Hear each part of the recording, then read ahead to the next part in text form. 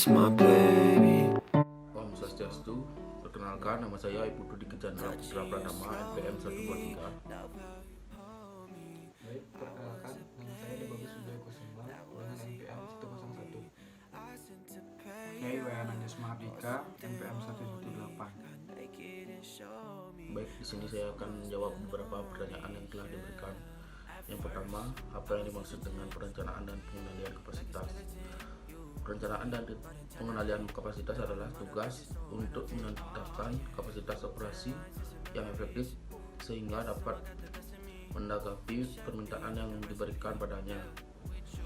Ini biasanya berarti memutuskan bagaimana operasi harus bereaksi terhadap fluktuasi. Kami memberikan perubahan jangka panjang dalam permintaan dan strategi kapasitas alternatif untuk menghadapi perubahan. Strategi ini berkaitan dengan memperkenalkan atau menghapus peningkatan besar kapasitas fisik. Baik, saya akan menjawab pertanyaan nomor 2, yaitu bagaimana cara mengukur permintaan dan kapasitas. Jawabannya adalah sebuah pabrik pakaian Bajotwal dapat mengukur permintaan dan kapasitas dalam jumlah unit pakaian yang mampu dibuat per bulan, mengabaikan ukuran, warna atau variasi gaya. Produsen aluminium dapat menggunakan ton per bulan, mengabaikan jenis paduan, ukuran, dan variasi ukuran batch. Ukuran agregasi utama adalah uang, misalnya toko retail yang menjual berbagai macam produk menggunakan pendapatan per bulan, mengabaikan variasi pengeluaran, jumlah barang yang dibeli, margin kotor setiap barang, dan jumlah barang per transaksi pelanggan. Jadi sebagian besar manajemen operasi memiliki pengalaman yang cukup dalam berurusan dengan data agregat untuk menghadapi permintaan dan kapasitas. Terima kasih. Baik, selanjutnya saya akan menjawab pertanyaan nomor 3, yaitu jelaskan sejumlah alternatif dalam menghadapi fluktuasi permintaan. Untuk memenuhi permintaan, sebelumnya mengambil keputusan lebih lanjut, mereka harus memiliki data kuantitatif tentang kapasitas dan permintaan. Jadi langkah pertama adalah mengukur permintaan agregat dan tingkat kapasitas untuk periode perencanaan. Langkah kedua adalah mengidentifikasi rencana kapasitas alternatif yang dapat diadopsi dalam menanggapi fluktuasi permintaan. Langkah ketiga adalah memilih rencana kapasitas yang tepat untuk keadaan mereka, yaitu mengukur permintaan dan kapasitas. Peramalan adalah input utama untuk perencanaan dan kontrol kapasitas.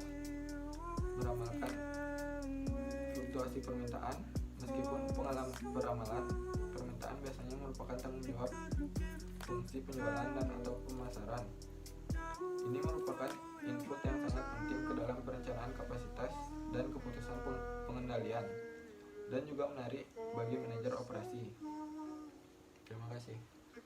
Saya akan menjawab pertanyaan nomor 4. Bagaimana perusahaan merencanakan dan mengendalikan tingkat kapasitas? Jawabannya adalah perencanaan dan pengendalian kapasitas. Perencanaan dan kontrol agregat dapat bervariasi, misalnya dengan mengubah jumlah jam peralatan yang digunakan. Namun dalam praktiknya beberapa perkiraan akurat dan sebagian besar operasi juga perlu merespon perubahan permintaan yang terjadi dalam skala waktu yang lebih pendek. Hotel dan restoran memiliki perubahan permintaan yang tak terduga dan tampak acak dari malam ke malam. Tetapi juga tahu dari pengalaman bahwa hari-hari tertentu rata-rata lebih sibuk daripada hari yang lain.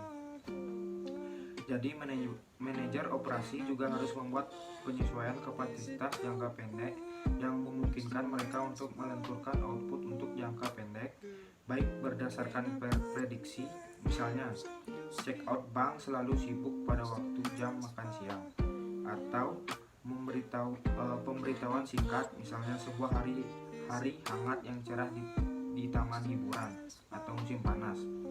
Permintaan dan kapasitas agregat karakteristik penting dalam perencanaan dan pengendalian kapasitas. Seperti yang kita bahas di sini adalah bahwa hal itu berkaitan dengan pengaturan tingkat kapasitas dalam jangka menengah dan pendek dalam bentuk agregat.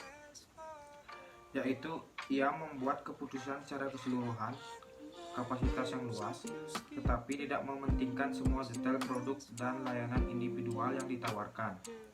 Inilah yang dimaksud dengan teragregasi berbagai produk layanan yang digabungkan bersama untuk mendapatkan pandangan yang luas tentang permintaan dan kapasitas. Sekian presentasi dari kelompok kami, yaitu kelompok 11. Jika ada salah-salah kata, kami mohon maaf.